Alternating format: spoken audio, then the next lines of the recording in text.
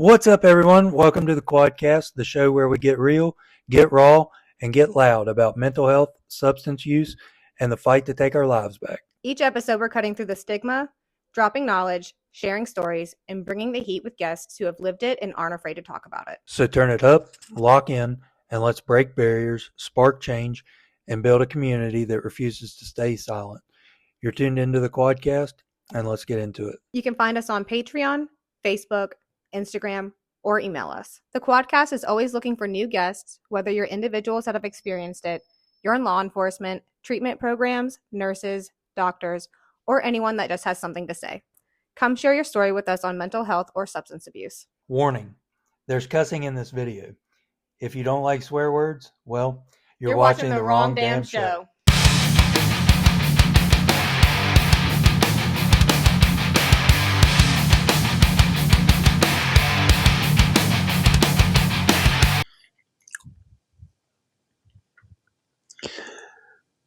Hello, everyone, and welcome to a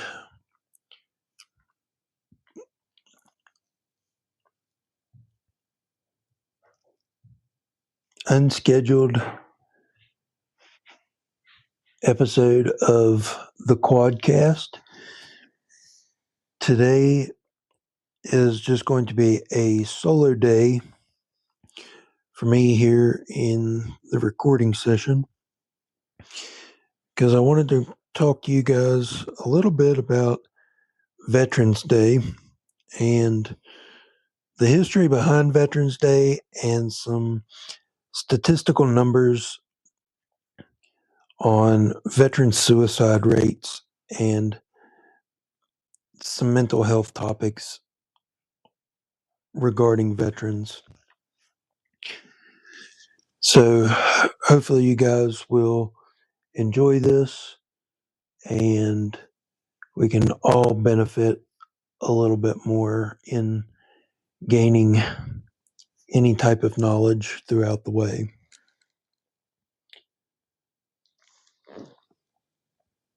So to start off, and to piggyback off of my last episode with the Chief Deputy of Summers County Sheriff's Office, Timmy Adkins, we touched on some substance abuse and mental health topics within the first responder, law enforcement type career fields. And unfortunately, our veterans are normally even more forgotten than our first responders. So, like I said, since yesterday was Veterans Day,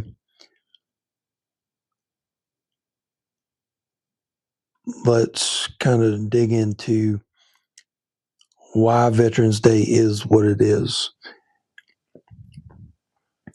So to begin, we'll just start with a little bit of history of Veterans Day. World War I, known at the time as the Great War, officially ended when the Treaty of Versailles was signed on June 28th, 1919, in the Palace of Versailles outside the town of Versailles, France. However, fighting ceased 7 months earlier when an armed or temporary cessation of hostiles between the Allied nations and Germany went into effect on the 11th hour of the 11th day of the 11th month. For that reason, November 11th, 1918 is generally regarded as the end of the war to end all wars. Veterans Day continues to be observed on November 11th, regardless of what day of the week on which it falls. The restoration of the observance of Veterans Day to November 11th not only preserves the historical significance of the date, but helps focus attention on the important purpose of Veterans Day, which is a celebration to honor America's veterans for their patriotism, the love of their country, and willingness to serve and sacrifice for the common good.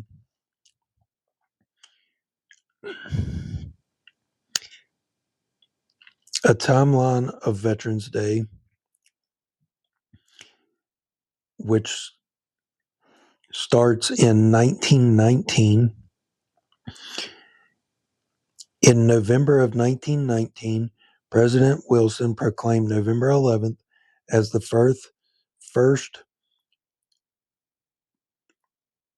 Armistice Day with the following words: "To us in America, the reflections of Armistice Day will be filled with solemn pride in the heroism of those who died in the country's service, with gratitude for the victory, both because of the thing from which it has freed us and because of the opportunity it has given America to show her sympathy with peace and justice in the councils of the nations."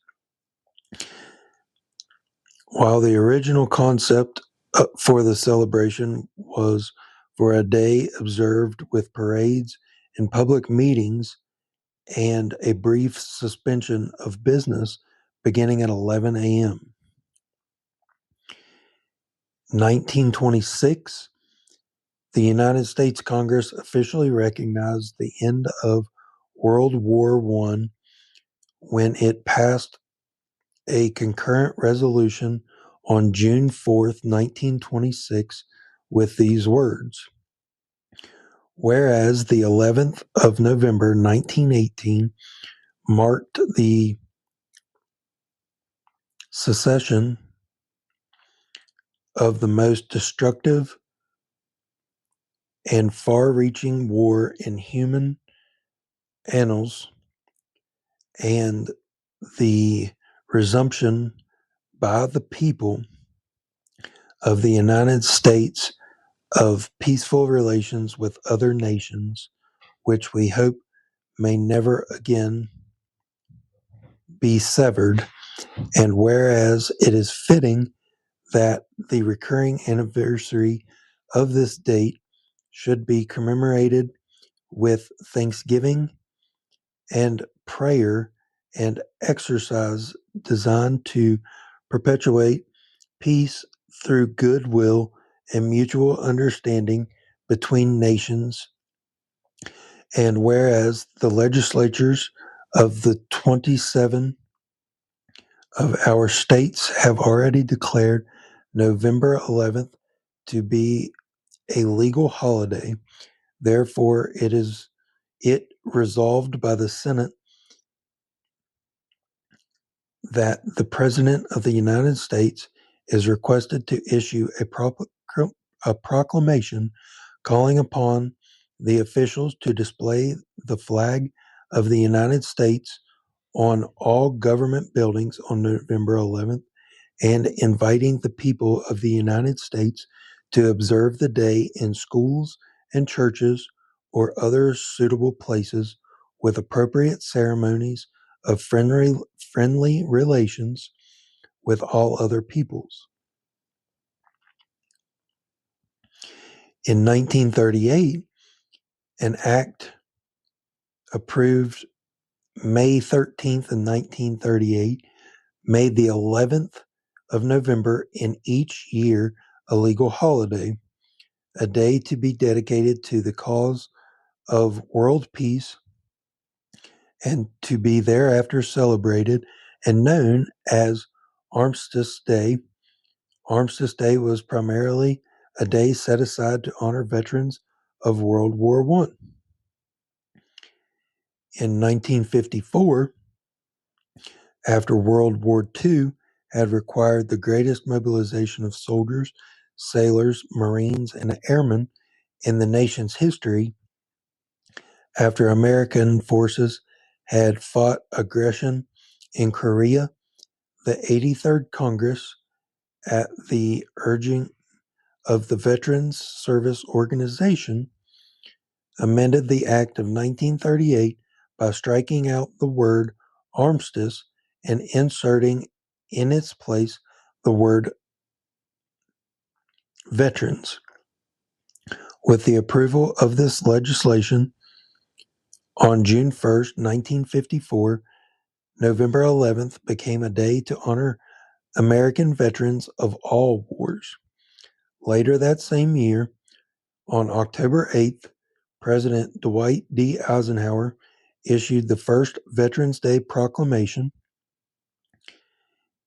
in order to ensure proper and widespread observance of this anniversary. All veterans and veterans organizations and the entire citizenry will wish to join hands in the common purpose towards this end. The common purpose. Toward this end, I am designating the Administrator of Veteran Affairs as Chairman of the Veterans Day National Committee, which shall include such other persons as the Chairman may select, and which will coordinate at the national level necessary planning for the observance. I am also requesting the heads of all departments and agencies of the executive branch of the government to assist the National Committee in every possible way. In 1958, the White House advised VA's General Counsel that the 1954 designation of the VA administrator as chairman of the Veterans Day National Committee applied to all subsequent VA administrators since March of 1989, when VA was elected to a cabinet level department. The Secretary of Veteran Affairs has served as the committee's chairman. In 1968, the Uniform Holiday Bill was signed on June 28, 1968, and was intended to ensure 3-day weekends for federal employees by celebrating our national holidays on Mondays: Washington's birthday, Memorial Day, Veterans Day, and Columbus Day.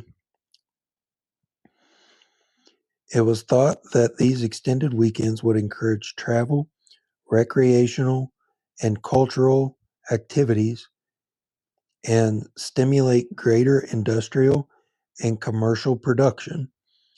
Many states did not agree with this decision and continued to celebrate the holidays on their original dates. In 1971, the first Veterans Day under the new law was observed with much confusion on October 25, 1971. It was quite apparent that the commemoration of this day was a matter of historic and patriotic significance to a great number of our citizens, and on September 20th, 1975, President Gerald R. Ford signed into public law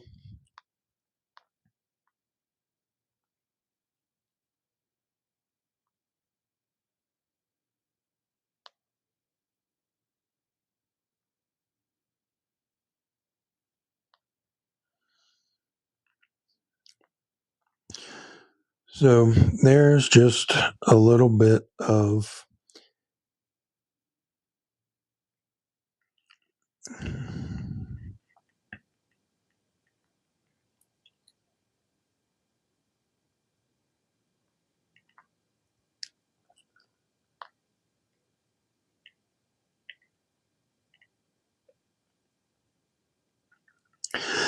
A little bit of background on what Veterans Day actually is and how it was formed along the years.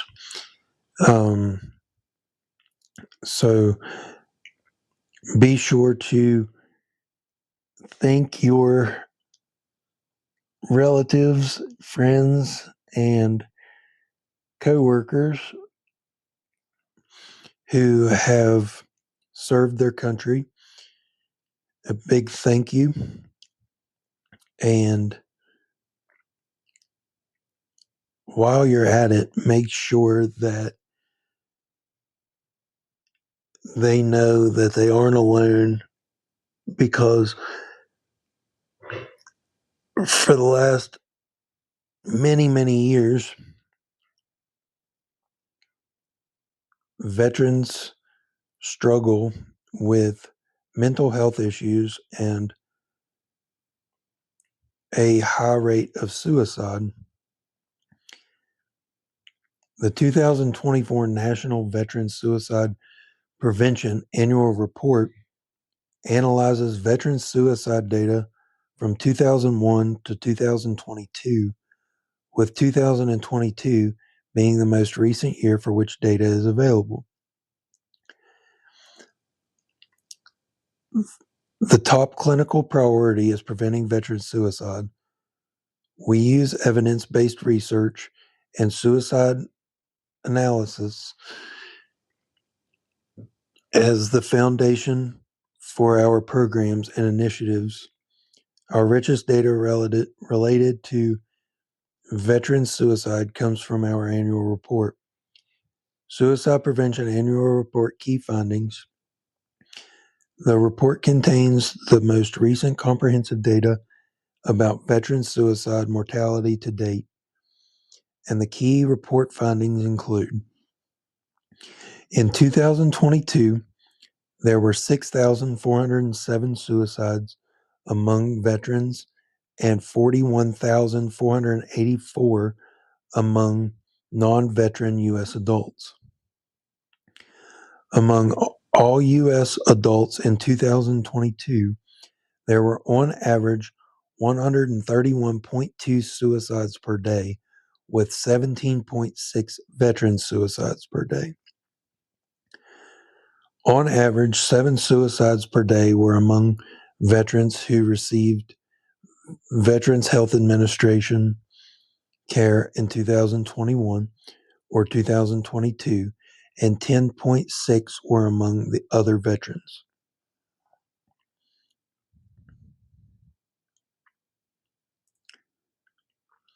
From 2021 to 2022, age-adjusted suicide rates for female veterans decreased 24.1%, while for female non-veteran U.S. adult rates increased 5.2%. For male veterans, age-adjusted suicide rates increased 1.6%, while for male non-veteran U.S. adults, rates increased 1.8%. Substantial declines in suicide among female veterans. As mentioned above, female veterans saw a remarkable 24.1% decrease in age-adjusted suicide rates. Positive trends for younger veterans. Suicide rates for veterans age 18 to 34 decreased 30.8%. Long-term reductions in suicide for veterans with VHA mental health diagnosis from 2001 to 2022. Suicide rates fell for veterans in VHA care with diagnosis of anxiety, down 36.1%. Depression reduced by 34.5%. Post-traumatic stress disorder decreased by 31.6%. Alcohol use disorder fell by 13.7%. Decreases among subgroups of veterans in VHA care in 2021 to 2022. Veterans with cancer diagnosis saw 16.7% decrease. Veterans with COVID-19 infection, the first 90 days had a 26.0 drop in their suicide rates. Positive improvement for homeless veterans. Veterans with homelessness diagnosis experienced a 19.1% reduction, continuing decline in transitioning service member suicide. For those who separated from the military in 2021, the suicide rate was 46.2 per 100,000. Decreased suicide for veterans in VHA care with Veterans Crisis Line contacts. The suicide rate fell in the first month following documented Veterans Crisis Line contact in 21 was 22.5% lower than in 2019.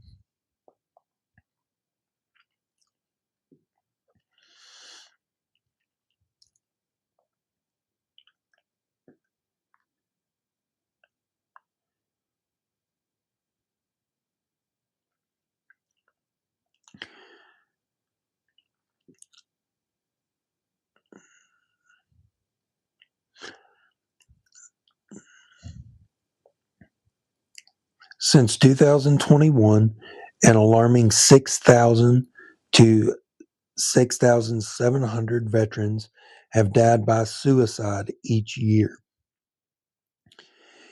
Here are a couple things that we can all do to provide assistance to a veteran in need, with the first being increase mental health access.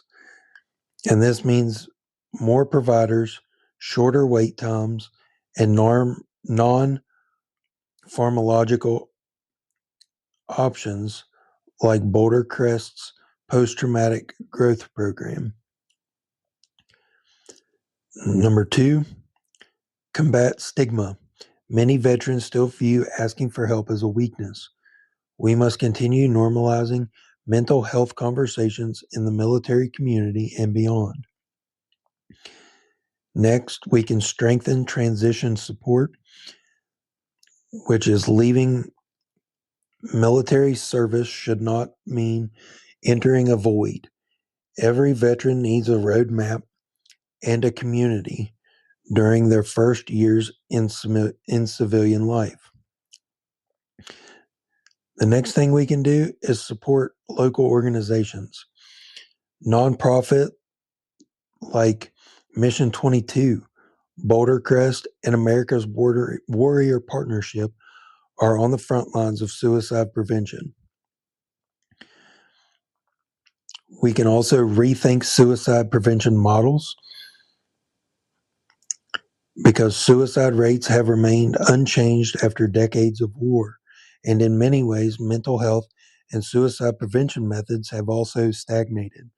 We must rethink this model and aggressively incorporate promising new treatment models, including peer-to-peer mental health and preventative wellness activities.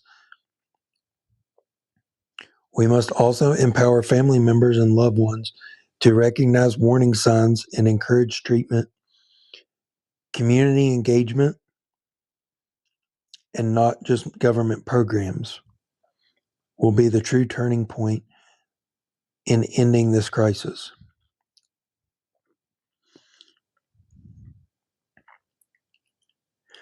Despite the progress, there is still more to do. And for instance, post-traumatic stress, PTS, remains the leading factor in veteran suicide.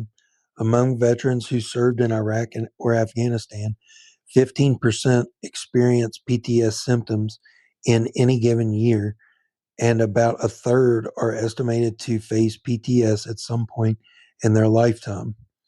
Due to its prevalence, PTS is known as the signature wound of the global war on terror.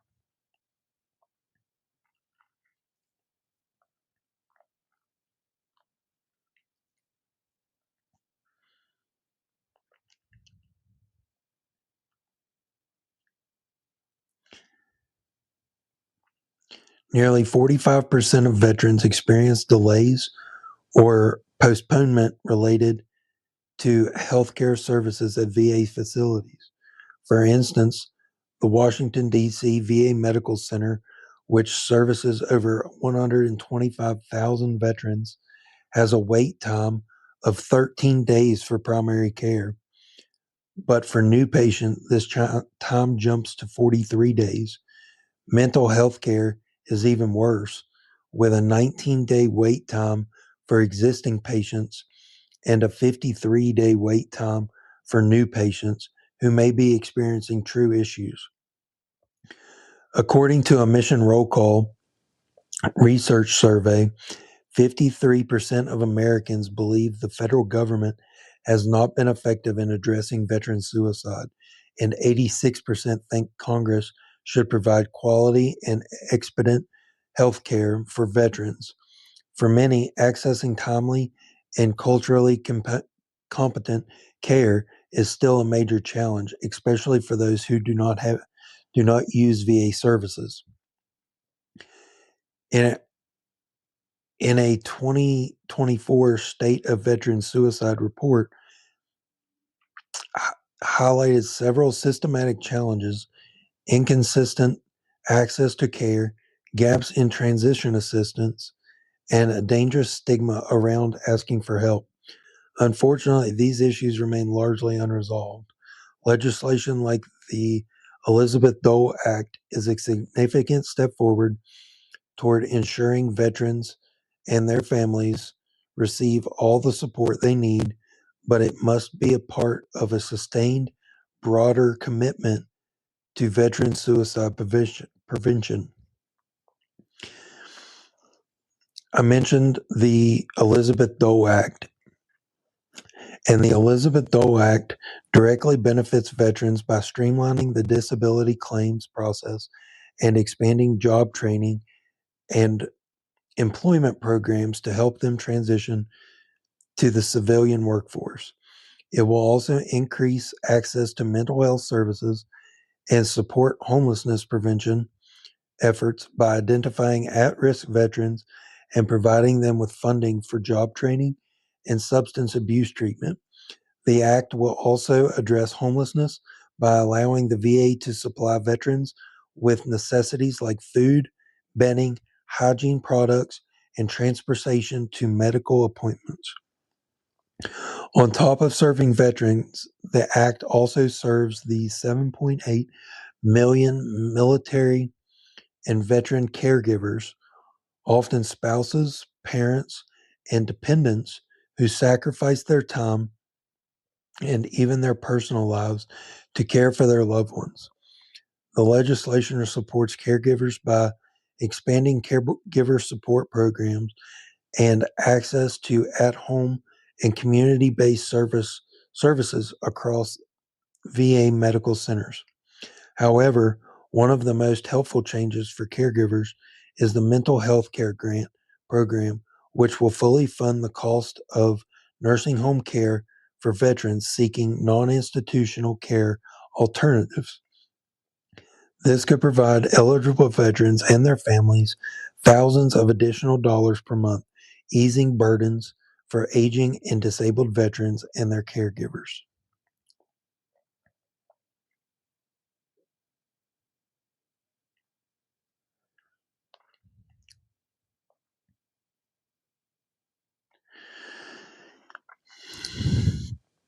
So, just to reiterate over some of the information that I've covered, 6,407 suicides among veterans and 41,484 among non-veteran adults were in 2022.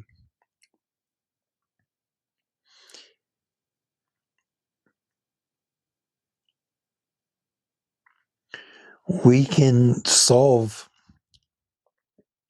a lot of the stigma around suicide and mental health by just being human. Veteran suicide prevention is the VA's highest clinical priority, but they can't do it alone. Suicide is preventable, and everyone has a role to play in saving lives. This year's annual report provides detailed pathways to support a veteran through the following focus areas: promoting secure firearm storage, building and sustaining community collaborations, expanding crisis intervention services, tailoring prevention and intervention services, advancing suicide prevention into non-clinical supports, enhancing mental health care access across a full continuum of care, and by integrating suicide prevention within medical settings.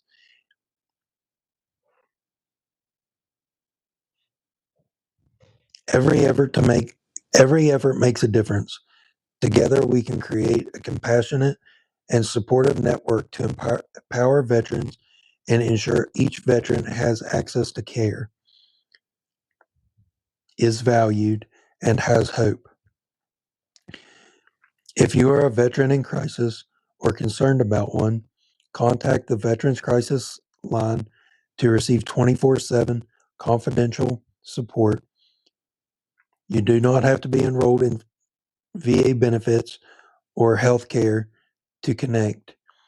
To reach responders, dial 988, then press the number 1, chat online, or text 838255 to get more information about the Veterans Crisis Line.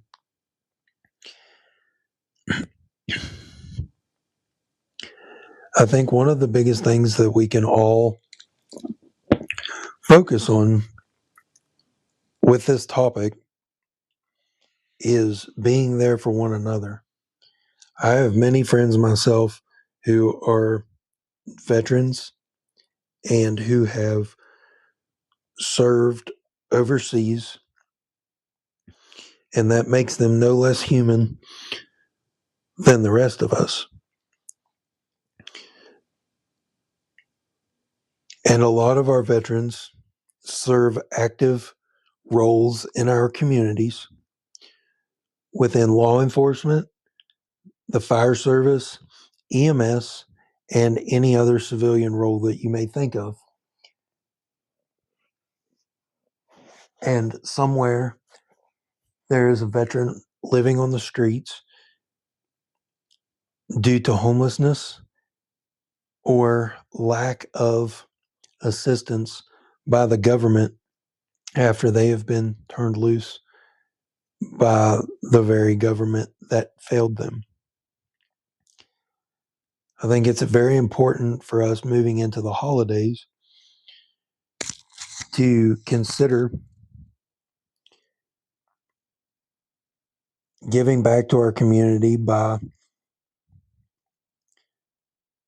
helping out at our local food pantry organizations and homeless shelters to provide extra assistance or just a listening ear to some of these people out here on the streets battling to keep their head above water, but also in our nursing homes, because there are a lot of veterans in nursing homes that don't get the care or attention that they deserve.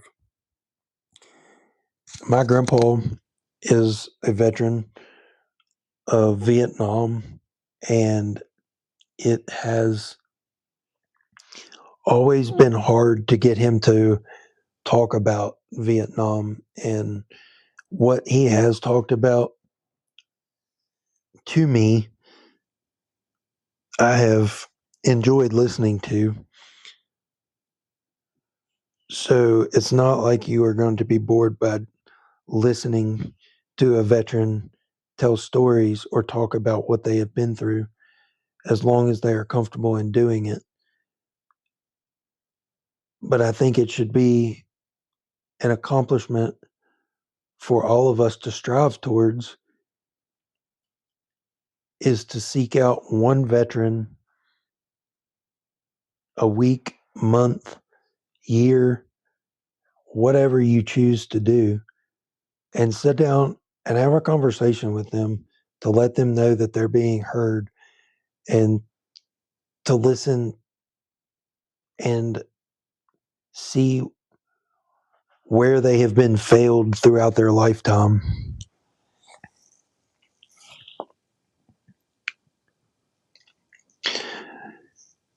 War is a terrible thing. War is a very ugly thing. War is a very violent thing. And the human brain is not prepared to see most of the sights that veterans see. And I've lost several good friends who are veterans.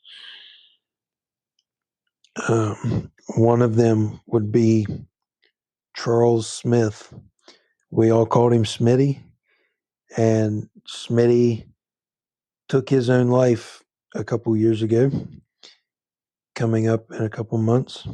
And Smitty was also a police officer here in our local community, and he was also a canine handler.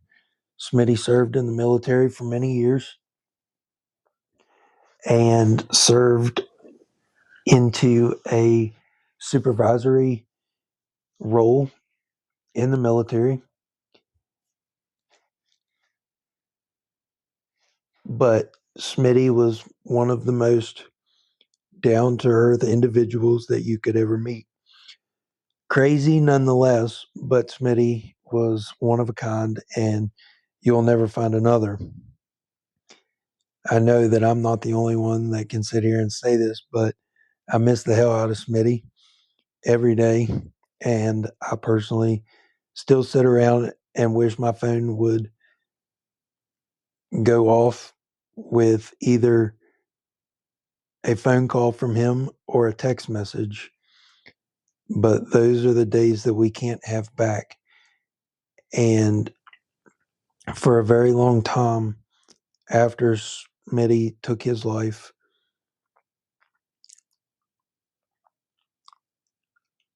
I thought to myself, how did I miss the signs? What could have I done differently to see the signs? Was it just because he didn't say anything that I missed the signs? Or was I just not paying attention? Because as a police officer myself and going through a traumatic incident which left me paralyzed, I deal with PTSD, I deal with anxiety, I deal with depression, I deal with ADHD, I deal with uh, just everyday things. And it takes the smallest little thing to trigger an episode of PTSD that will take you out of it for the rest of the day. And everybody's PTSD isn't the same, and everybody's trauma backgrounds is not the same, but in a way it is the same. And I think we all really need to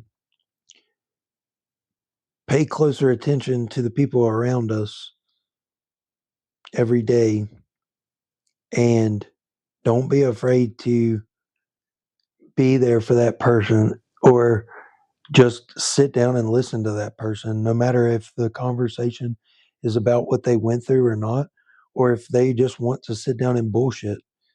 Sit down with them and let them talk, because them talking means that they're comfortable talking to you, and that may just be the outlet they need to make it through that day, or the next day, or the day after that, or the next year.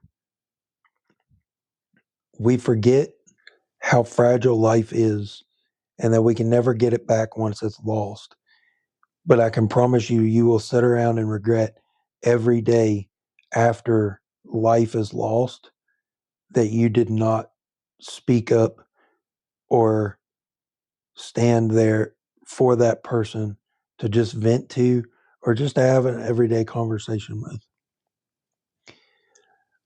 I don't want anybody to live with regret. And it took me a long time to understand that myself. But the way that this world is today, which is absolutely very cruel to our children, to our veterans, to our general public, to our police officers, to our nurses, etc. Be the person that changes it. Be the person that looks at the stigma differently. Be the person that is open to the weird things that other people see weirdly. Be different. Stand out. Stand up. And together we can all battle the mental health crisis and substance abuse together, because I don't want my child growing up in this terrible world as it is today. And that's exactly what it is. The world is a terrible, cruel place where everybody is worried about themselves and themselves only, and they don't give a shit about the next person. So if I can challenge you guys to do just one thing, whether that be from now until the end of the year or starting at the new year and being your new year, new me, I challenge you to be there for someone in a mental crisis or substance abuse crisis at least once a week for an entire year, and sit back at the end of the next year and look at how many positive interactions that you had and how your outlook on mental health and substance abuse changes over the course of time. I challenge you to do that. And I hope each and every one of you decide to give it a try, because I'm telling you, it will change your life. And I want to hear from you guys at the end of that year on this podcast as to how your outlook on mental health and substance abuse has changed and how the impacts of you being there for one person a week for 12 months changes your outlook on all of it, and if it changed the person that you were there for the better and gave them a reason to see the next year. So I will leave you guys with that. And I wish all of our veterans a happy Veterans Day. And thank you all for your service. And if I can ever do anything for any one of y'all, please get in touch with me some way, somehow, through Facebook, through Patreon, through email, however, and I will do whatever that I can to get you the help you need, or I will be that person that you need to sit down with and have a conversation with to make it to the next day, because I want you to see the next day. I want us all to see the next day. So I will end with that. You guys give me your feedback in the comments, and I look forward to hearing y'all's journeys if you decide to participate in my challenge to you all. And until next time, this was the Quadcast, and I'll catch you on the next one. Toodles.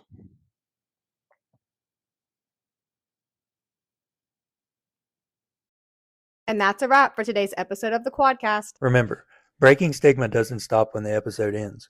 We're building a movement, and you're a part of it. Stay strong, stay aware, and stay connected. And this is the Quadcast, signing out.